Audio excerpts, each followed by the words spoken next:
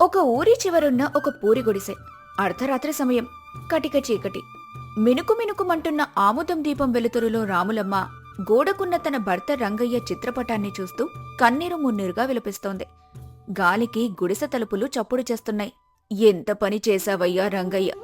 ఈ చీకటి బతుకులో నన్ను ఒంటరిదాన్ని చేసి వెళ్ళిపోయావా?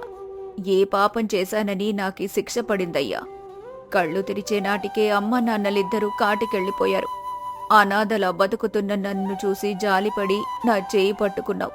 నువ్వు నా మెడలో పసుపు తాడు కట్టిన ఆ క్షణంలో ఈ లోకంలో నాకంటూ ఒక మనిషి ఉన్నాడని ఎంత మురిసిపోయానో తెలుసా? ఆ ఆనందం ఎన్నాళ్ళు నిలవనివ్వలేదే ఆ దేవుడు. రాములమ్మ చిత్రపటాన్ని గుండెలకు హత్తుకుని నేలపై కూలబడింది. గుండెలు బాదుకుంటూ ఏడుస్తోంది. రెక్కలు ముక్కలు చేసుకుని నన్ను మహారాణిలా చూసుకున్నావే. పాము కాటు రూపంలో మృత్యువు నిన్ను కబళించి నా పసుపు కుంకుమలను దూరం చేసింది. ఇప్పుడు చెప్పు రంగయ్య, దొంగల భయం, మృగాల భయం ఉన్న ఈ ఊరి చివర గుడిసెలో ఒక ఆడది ఒంటరిగా ఎలా బతకాలయ్యా? ఏ ధైర్యంతో బతకాలి? కడదాకా తోడుంటానని బాస చేశావే, సగం దారిలోనే చేయి వదిలేశావా? ప్రాణము తీసుకుందామంటే పగలు రేయి కష్టపడి నువ్వు సాగు చేసిన ఆ నీల తల్లి ఏమైపోవాలి? నువ్వు ప్రాణంగా చూసుకున్న ఆ పొలం ఏమైపోవాలి? నా వల్ల కావడం లేదయ్యా. గుండె పగిలిపోతుంది. ఊపిరి ఆగిపోతున్నట్టుందయ్యా. తెల్లవారింది. కోడి కూసే సమయం.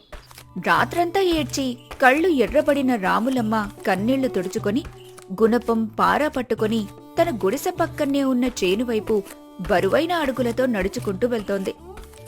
ఏడిస్తే కడుపు నిండదు రాములమ్మ. ఈ లోకం ఏడుస్తున్న వాళ్ల కన్నీళ్లు తుడవదు, పైగా మరింతగా ఏడిపిస్తుంది. ఆయన వదిలి వెళ్లిన ఆ కాసింత నేలే ఇప్పుడు నీకు దిక్కు. ఆ నేల తల్లినే నమ్ముకో. ఎంత కష్టమైనా సరే ఈ ఊరిలో ఎవరి ముందు చేయి చాపకూడదు. నా కష్టమే నన్ను బతికించాలి. ఈ మట్టిలో నా చెమట చిందించి నా బతుకు బండి లాగుతాను. చేనులోకి వెళ్లిన రాములమ్మ అక్కడ నిగనిగలాడుతూ పండిన వంకాయలు, బీరకాయలు, బెండకాయల మొక్కలను చూసి కాస్త చిరునవ్వు నవ్వింది. ఆ మొక్కలు చూస్తుంటే ఆమెకు తన భర్త గుర్తొచ్చాడు. రాత్రి కురిసిన మంచుకి ఎంత అందంగా మెరిసిపోతున్నారా మీరు! నాకు బిడ్డలు లేరన్న లోటు లేకుండా మీరే నా బిడ్డల్లా ఎదిగారు. మిమ్మల్ని చూస్తుంటే నా బాధలన్నీ మర్చిపోతున్నాను. మీ ఆయన ఎక్కడున్నాడు అని ఎవరైనా అడిగితే ఇదిగో ఈ పచ్చని చేను రూపంలో నా కళ్ల ముందే ఉన్నాడని గర్వంగా చెబుతాను. ఇంతలో అటుగా పొలానికి వెళ్తున్న ఇరుగు పొరుగావిడ సుబ్బమ్మ రాములమ్మ చేను దగ్గర ఆగింది.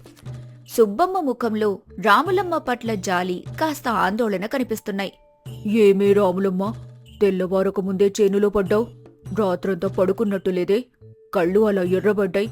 నీ కష్టం పగవాడికి కూడా రాకూడదే తల్లి. అయినా నీ చేతి చలవో ఏమోగాని ఊరంతటిలో నీ చేనులో పండినన్ని రుచికరమైన కూరగాయలు ఎక్కడా పండవే. కాని నువ్వు ఒంటరి దానివని ఊర్లో కొందరి కళ్ళు నీ చేను మీద పడ్డాయి తల్లి. జాగ్రత్తగా ఉండు. అందులో నా గొప్ప ఏముంది సుబ్బమ్మ? ఆ దేవుడు ఒక దారి మూస్తే ఇంకో దారి చూపిస్తాడు. నాకంటూ ఎవ్వరూ లేరని ఈ నీల తల్లే నాకు కడుపు నిండా అన్నం పెడుతుంది. పేడ ఎరువు వేసి కన్నబిడ్డల్లా ఈ మొక్కలకు నీళ్లు పోసుకుంటున్నాను. ఎవరి కళ్ళు పడినా నేను భయపడను సుబ్బమ్మ. ప్రాణం పోయినా నా భర్త ఆస్తిని, ఈ మట్టిని నేను వదులుకోను. నీ ధైర్యం చూస్తుంటే ముచ్చటేస్తుంది రాములమ్మ. అవునే, నిన్న నువ్వు ఇచ్చిన వంకాయలతో కూర వండితే నా పెనివిటి లొట్టలేసుకుంటూ తిన్నాడు. ఇవాళ సంతకెళ్లే పని లేకుండా నీ దగ్గరే కొన్ని కూరగాయలు కొనుక్కొని పోతాను. ఆ డబ్బులేవో నీకే ఇస్తే నీకు కాస్త ఆసరాగా ఉంటుంది. సంతకెళ్ళి అమ్ముకునేంత ఓపిక, బలం నాకు లేవు సుబ్బమ్మ. ఈ పండించిన కూరగాయలు ఈ చేను కట్టునే పెట్టుకుని అమ్ముతాను. ఊరి జనాలు ఇక్కడికే వచ్చి కొనుక్కుపోతున్నారు. నా కడుపు నిండడానికి ఆ కొద్దిపాటి రాబడే చాలు. తీసుకో, ఈ బీరకాయలు తీసుకో. 2 రోజులు గడిచాయి. ఊరి మధ్యలో ఉన్న రచ్చబండ దగ్గర ఆ ఊరి వడ్డీ వ్యాపారి, పెద్ద మోతుబరి అయిన కొండయ్య తన అనుచరుడు వీరయ్యతో మాట్లాడుతున్నాడు. కొండయ్య కళ్ళు ఎప్పుడూ ఇతరుల ఆస్తి మీద, డబ్బు మీదే ఉంటాయి. ఏమిట్రా వీరయ్య, ఈ మధ్య ఊళ్ళో ఏ ఇంట చూసినా ఆ రాములమ్మ కూరగాయల గురించే మాట్లాడుకుంటున్నారు. మన దుకాణంలో కూరగాయలు ఎవరూ కొనడం లేదు. అంతా అక్కడికే పోతే ఈ కొండయ్య దుకాణంలో ఎలుకలు పరిగెత్తాలా?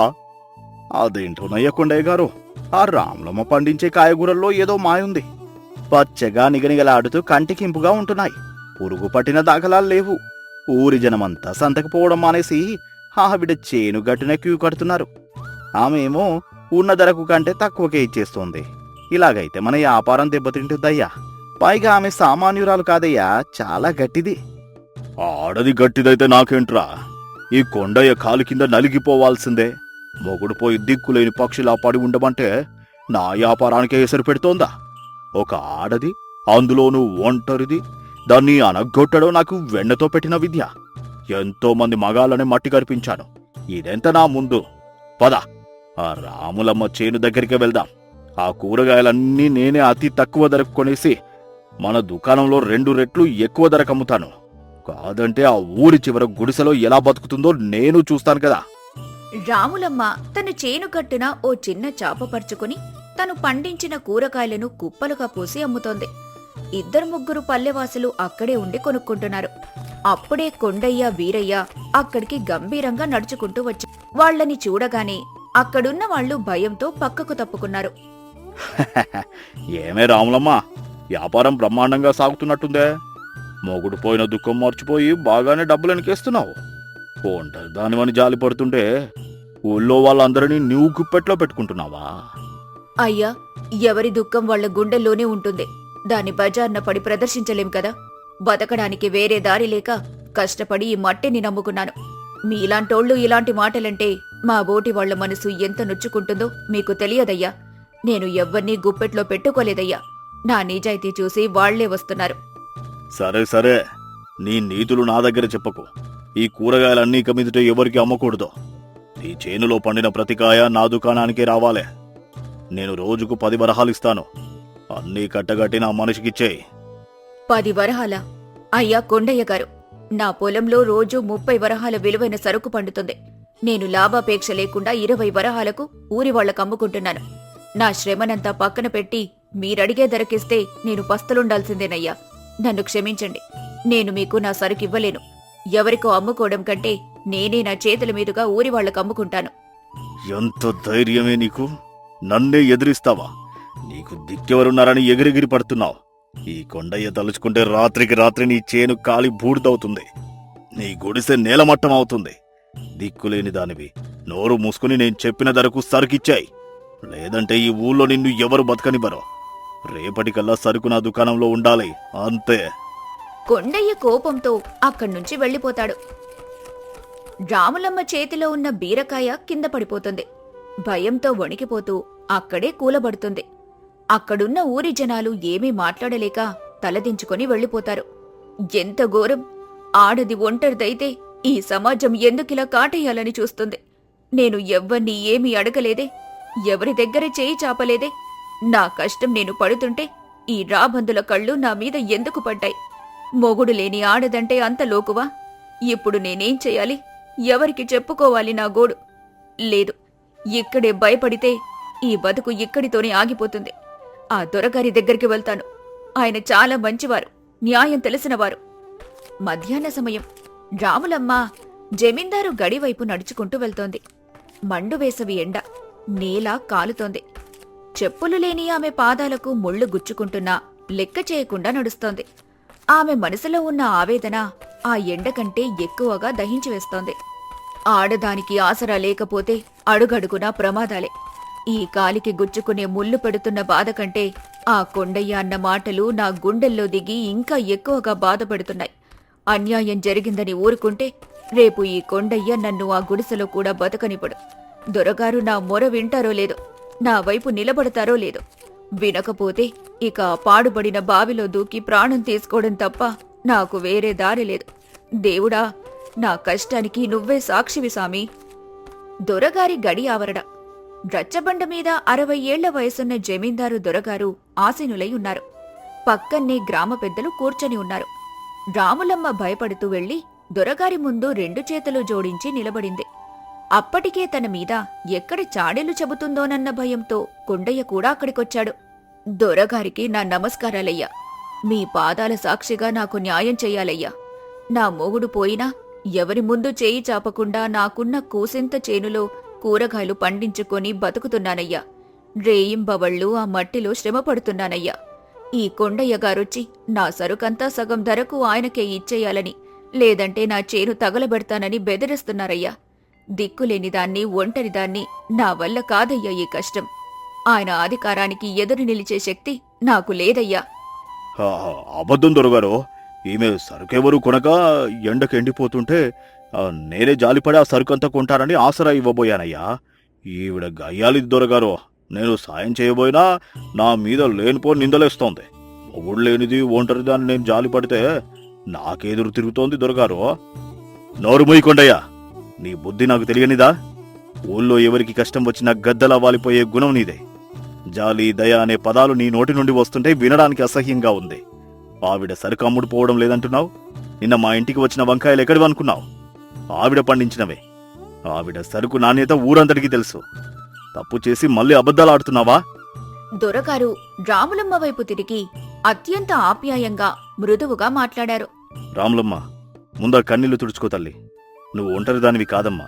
ధర్మం నీ పక్కనుంది. కష్టాన్ని నమ్ముకున్న ఏ ప్రాణి ఈ భూమి మీద అనాథ కాదు. భర్తను కోల్పోయి గుండెల్లో అంతటి విషాదాన్ని దాచుకుని కూడా ఎవరి వద్ద చేయి చాపకుండా మట్టిని నమ్ముకుని నువ్వు పడుతున్న కష్టం చూస్తుంటే నాకు 2 చేతులెత్తి దండం పెట్టాలనిపిస్తోందమ్మా. రాములమ్మ ఆశ్చర్యంతో, దొరగారి మాటలకు ఉద్వేగంతో చేతులు కట్టుకొని చూస్తోంది. ఆమె కళ్లల్లో నీళ్లు తిరుగుతున్నాయి. వింటున్నారా ఊరి ప్రజలారా? మన ఊళ్ళో ఇలాంటి ఒక ధైర్యవంతురాలైన ఆడబిడ్డ ఉన్నందుకు నేను గర్వపడుతున్నాను. విధి వక్రించి తోడును కోల్పోయినా కుంగిపోకుండా తన కాళ్ల మీద తాను నిలబడి బతుకుతున్న రాములమ్మ ఒక ఆదర్శం. ఆడది అంటే అబల కాదు, అవసరమైతే ఆకాశమంతా ఎత్తుకెదగగల సబల అని రాములమ్మ నిరూపించింది. ఈరోజు రాములమ్మకు అన్యాయం జరిగితే రేపు ఈ ఊరిలో ఏ ఆడబిడ్డ ధైర్యంగా తలెత్తుకుని తిరగలేకపోతుంది. ఆడదాని కన్నీరు ఈ నేలకు ఏమాత్రం మంచిది కాదు. అవును దొరగారు, మీరు చెప్పింది 100కి 100 పాలు నిజం. కొండయ్య చేసిన పని చాలా తప్పు. రాములమ్మ కష్టం ఈ ఊరికంతటికీ తెలుసు. దొరగారు కోపంగా కొండయ్య వైపు తిరిగారు. కొండయ్య, ఒక ఆడది కష్టపడి పైకి వస్తుంటే ప్రోత్సహించాల్సింది పోయి ఆమెను అనగదొక్కాలని చూస్తావా? నీ డబ్బు మదం నెత్తికెక్కిందా? ఇంకొకసారి రాములమ్మ పొలం వైపు గాని గుడిసె వైపు గాని కన్నెత్తి చూశావో నిన్ను ఆ ఊరి పొలిమేరల దాకా తరిమికొట్టి ఊళ్ళోంచి వెళ్ళగొడతాను, జాగ్రత్త. ఇప్పుడు నలుగురి ముందు ఆమెకు నువ్వు క్షమాపణ చెప్పాల్సిందే. నన్ను క్షమించు రాములమ్మ. నా బుద్ధి గడ్డి తిని డబ్బు పిచ్చితో అలా మాట్లాడాను. ఇంకెప్పుడు నీ జోలికి రానమ్మా. నా తప్పు నేను తెలుసుకున్నాను. మీ రుణం ఈ జన్మకు తీర్చుకోలేనయ్యా. నాకెవ్వరూ లేరనుకున్నాను. కాని దేవుడిలా మీరు నాకు అండగా నిలబడి నా ఒంటరితనాన్ని పోగొట్టారు. నా భయం పోయిందయ్యా. నా బతుకు మీద నాకు నమ్మకం వచ్చిందయ్యా. ఒంటరిదానివని ఇంకెప్పుడు కుంగిపోకు రాములమ్మ. నీ కష్టమే నీకు శ్రీరామ రక్ష. ఈ ఊరంతా నీకు అండగా ఉంటుంది. వెళ్ళి ధైర్యంగా నీ వ్యవసాయం చేసుకో తల్లి. నీకు ఏ కష్టం వచ్చినా నా గడి తలుపులు ఎప్పుడూ తెరిచే ఉంటాయి. రాములమ్మ ముఖంలో ఇప్పుడు ఎలాంటి భయమూ లేదు. ఎనలేని ధైర్యం, ఆత్మవిశ్వాసం కనిపిస్తున్నాయి. తన భర్త దూరం చేసిన బాధ గుండెల్లో ఉన్న ఆత్మగౌరవంతో బతికే దారి దొరికిందన్న సంతోషంతో ఆమె తన చేను వైపు గర్వంగా నడిచి వెళ్తోంది. ఆమె అడుగుల్లో ఇప్పుడు తడబాటు లేదు, దృఢత్వముంది. విధి వక్రించి కష్టాలు ఎదురైనప్పుడు, తోడు కోల్పోయినప్పుడు కుంగిపోకూడదు. కష్టాన్ని, నిజాయితీని నమ్ముకుంటే ఒంటరివాళ్లైనా సరే ఈ ప్రపంచంలో ధైర్యంగా తలెత్తుకొని బతకొచ్చు. నిజాయితీగా ఆత్మగౌరవంతో కష్టపడేవారికి దేవుడు ఎప్పుడూ ఏదో ఒక రూపంలో అండగా ఉంటాడు. రామన్నపేట ఊరి చివర ఒక చిన్న పాత గడ్డి గుడిసె. ఆ గుడిసెలో కాంతమ్మ అనే ముసలవ్వ, ఆమె కొడుకు సోమయ్య, కోడలు గౌరీ నివసించేవారు. కాంతమ్మకి 70 ఏళ్లొచ్చాయి. కాని ఆమె గొంతులో మనసులో ఉన్న ధైర్యం యువతులకు కూడా ఉండదు. ఆమె కొడుకు సోమయ్య మాత్రం మహా సోమరిపోతు. ఉదయం లేచినప్పట్నుండి రాత్రి పడుకునే వరకు అరుగు మీద కూర్చొని ఒక్క పని చేసేవాడు కాదు. నేనెందుకు కష్టపడాలి, నా పెళ్ళానికే కష్టం, అదే తెచ్చిపెడుతుంది అని సిగ్గు లేకుండా చెప్పుకునే రకం. భర్త సోమరిపోతైనా గౌరీ మాత్రం ఎంతో ఉత్తమురాలు. ఆమెకు తన భర్తంటే కోపమున్నా తన అత్త కాంతమ్మంటే ప్రాణం. కాంతమ్మ తన కోడలిని సొంత కూతుర్లాగా చూసుకుంటుంది. అత్తయ్యా, ఏంటత్తయ్యా ఈ బతుకు? ఆయన్ని చూడు, పొద్దున్నే లేచి స్నానం చేసి అరుగు మీద కూర్చున్నాడు. ఇంట్లో బియ్యం లేదు, కూర లేదని చెప్పినా పట్టించుకోడు. నేనెంతకాలం ఇలా గిన్నెలు తోమి బతకాలత్తయ్యా? నా వల్ల కావట్లేదు. కన్నీరు పెట్టకు తల్లి. కన్నీరు పెడితే మన రాత మారిపోదు. నా కడుపున పుట్టిన దౌర్భాగ్యుడికి సిగ్గు శరం రెండూ లేవు. వాడు పని చెయ్యకపోయినా పర్వాలేదు తల్లి. నేను ఉన్నానుగా, నీకు తోడుగా. నువ్వు ఒంటరివి కాదు. నా ఊపిరి ఉన్నంతవరకు నీకు తోడుగా నేనుంటాను. నువ్వు ధైర్యంగా ఉండు. దేవుడు వాడికి ఎప్పుడో ఒకరోజు గట్టి బుద్ధి చెబుతాడు. గౌరికి కాంతమ్మ మాటలు విన్నాక కొండంత ధైర్యం వచ్చింది. ఆమె కన్నీరు తుడుచుకొని పనికి బయలుదేరింది. గౌరీ ఊర్లో ఉన్న పెద్ద వడ్డీ వ్యాపారి భూషయ్య ఇంట్లో అంట్లు తోమే పనిచేస్తుంది.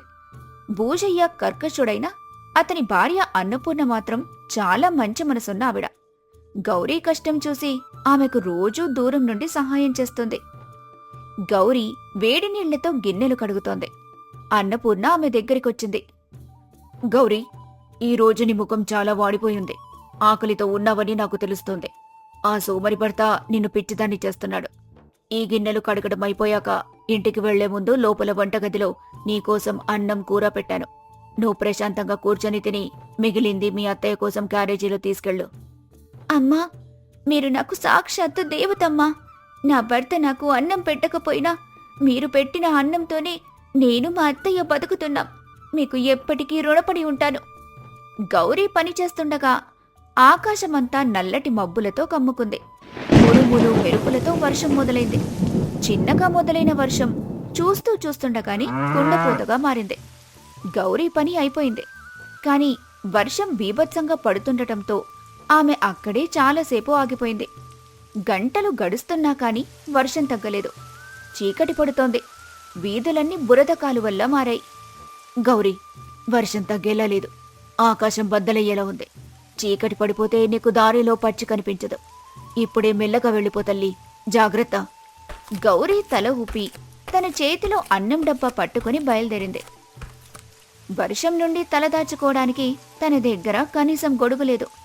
అన్నపూర్ణ ఇచ్చిన ఒక పాత బొంతని తలమీద కప్పుకొని వర్షంలో బురదదారుల్లో నీరసంగా నడుస్తోంది. కాలికి చెప్పులు లేక రాళ్ళు గుచ్చుకుంటున్నాయి. దేవుడా, ఏమి వర్షమిది! ప్రపంచమంతా మునిగిపోయేలా ఉంది. చలిగాలి ఎముకలను కొరికేస్తుంది. అడుగు తీసి అడుగు వేయలేకపోతున్నాను. నా కడుపులో ఆకలి కంటే ఇంట్లో ఉన్న నా వాళ్ల గురించిన భయమే నన్ను ఎక్కువగా కలవరపెడుతోంది. నా గుడిసె పైన కప్పు సరిగ్గా లేదే. ఇంత కుంభవృష్టికి మా గుడిసె ఏమవుతుందో. అత్తయ్య చలికి తట్టుకోలేదు. ఆమెకెవరు తోడున్నారు? నా భర్త ఎప్పటిలాగే అరుగు మీద కూర్చొని నిద్రపోతుంటాడు, లేదా వర్షాన్ని చూస్తూ వెకిలిగా నవ్వుకుంటాడు. వాడు ఇల్లు కూలుతున్నా పట్టించుకోడు. ఒక ఆడదానినై పుట్టినందుకు ఇంత నరకం అనుభవించాలా? ఎంత కష్టపడ్డా నా బతుకు ఈ బురదదారిలాగానే తయారయ్యింది. నా చేతిలో ఉన్న ఈ అన్నం డబ్బా పడిపోకుండా జాగ్రత్తగా తీసుకెళ్ళాలి. అది లేకపోతే మా అత్తయ్య పస్తులు పడుకుంటుంది. త్వరగా వెళ్ళి అత్తయ్యను చూడాలి. ఆమె నవ్వు చూస్తే నాకు ప్రాణం లేచొస్తుంది. గౌరీ కాళ్ళు బురదలో మోకాళ్లలోతూ దిగబడుతున్నా చేతిలోని అన్నం డబ్బాను గుండెలకు హత్తుకొని పరిగెడుతూ ఇంటికి చేరుకుంది. గౌరీ తన ఇంటికి చేరుకునేసరికి అక్కడ ఆమె చూసిన దృశ్యం ఆమె గుండెను ముక్కలు చేసింది.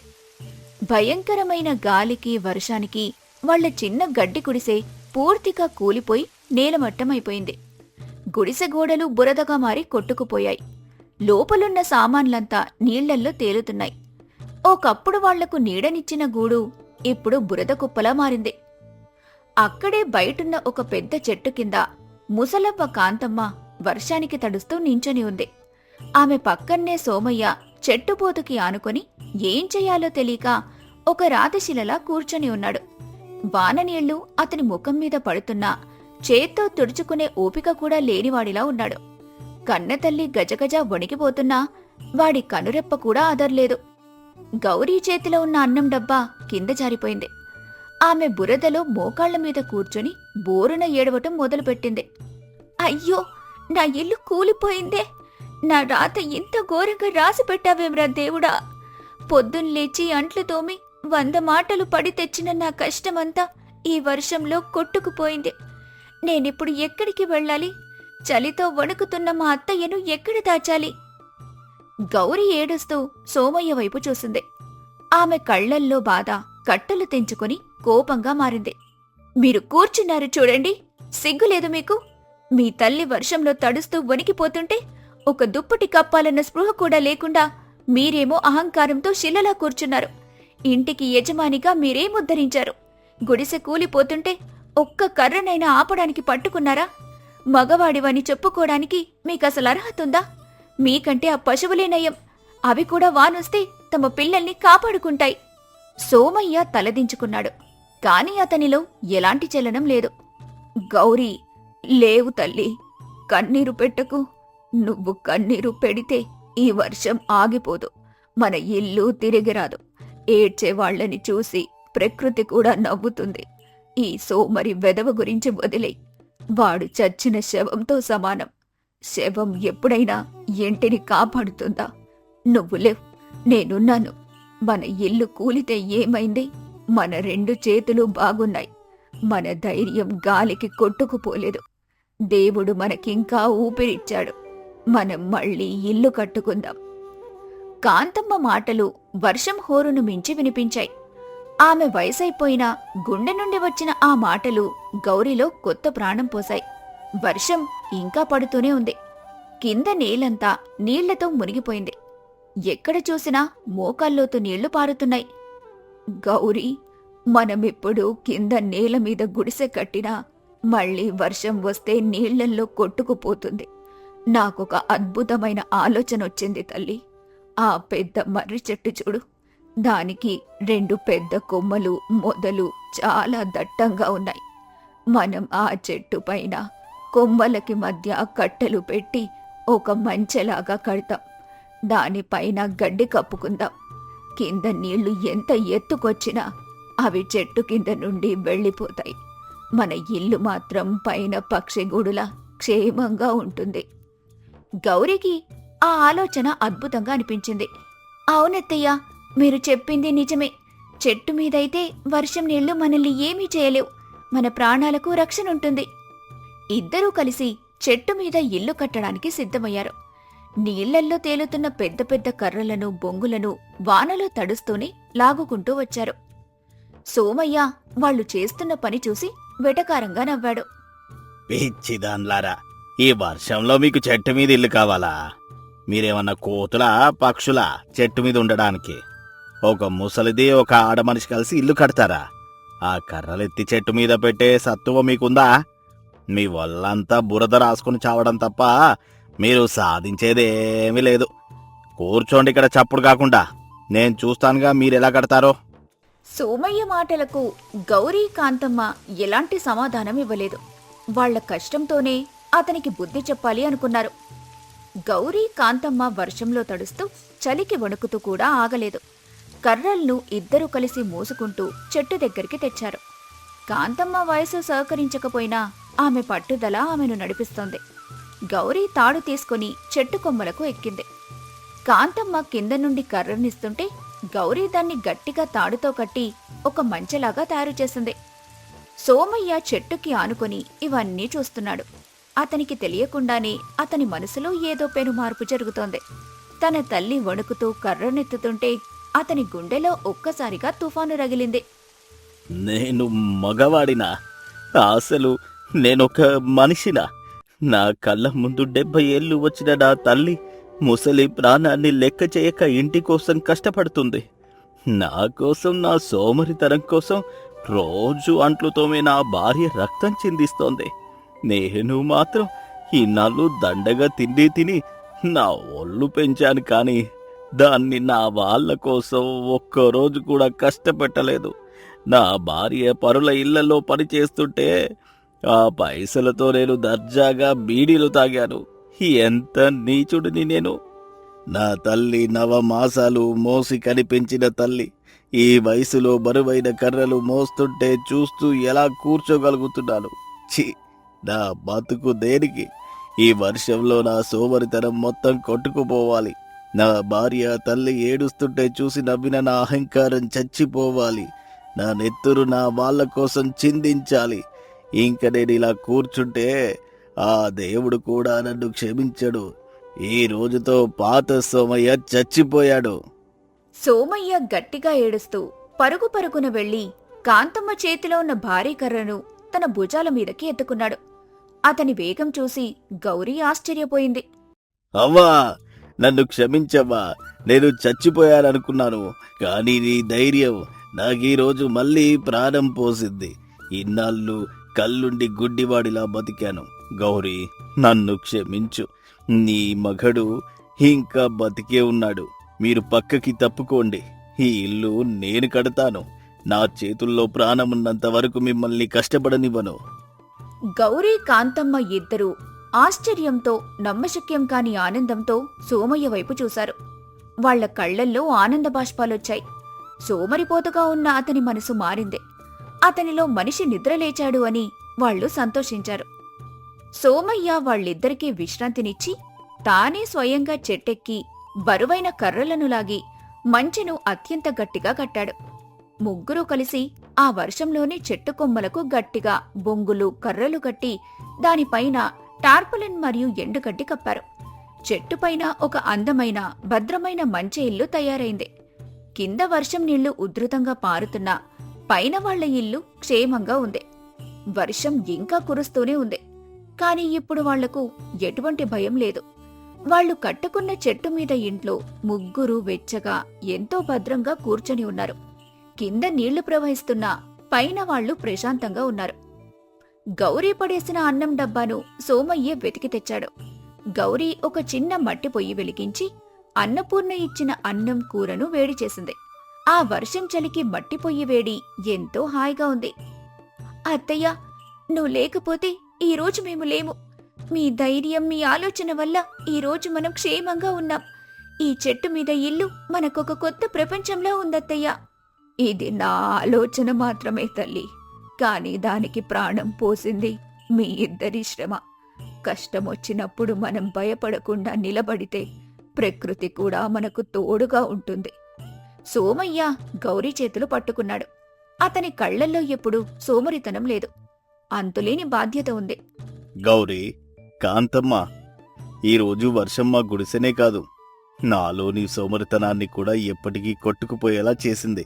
మీరు పడిన కష్టం నా కళ్ళు తెరిపించింది. గౌరీ, నన్ను క్షమించు. ఇన్నాళ్ళు నిన్ను ఒక పని మనిషిలా చూశాను, కానీ నువ్వు ఈ ఇంటికి దీపానివి. అవ్వా, నువ్వు నాకంటే నా భార్యనే ఎక్కువ నమ్మావు. అది నిజమే అని తేలింది. రేపటి నుండి నేను కొత్త మనిషిని. నేను ఊరిలో పనికి వెళ్తాను. మట్టి మోసినా సరే మీకు కడుపు నిండా అన్నం పెడతాను.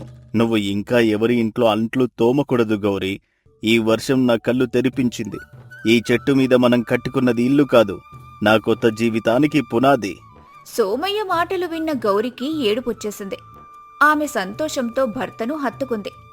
ఇన్నాళ్లు పడిన కష్టం మొత్తం ఈ ఒక్క మాటతో మాయమైపోయింది. కాంతమ్మ కూడా హాయిగా నవ్వింది. ఆ రాత్రి ఆకాశం నుండి వర్షం కురుస్తున్నా చెట్టు మీద ఉన్న ఆ చిన్న ఇంట్లో మాత్రం ప్రేమ, సంతోషం, కొత్త ఆశలు వెచ్చగా వెలుగుతున్నాయి. పేదవాళ్లైనా వాళ్లు ఒకరికొకరు తోడుగా ఉన్నప్పుడు ఆ వర్షం కూడా వాళ్ల సంతోషాన్ని ఏమీ చేయలేకపోయింది.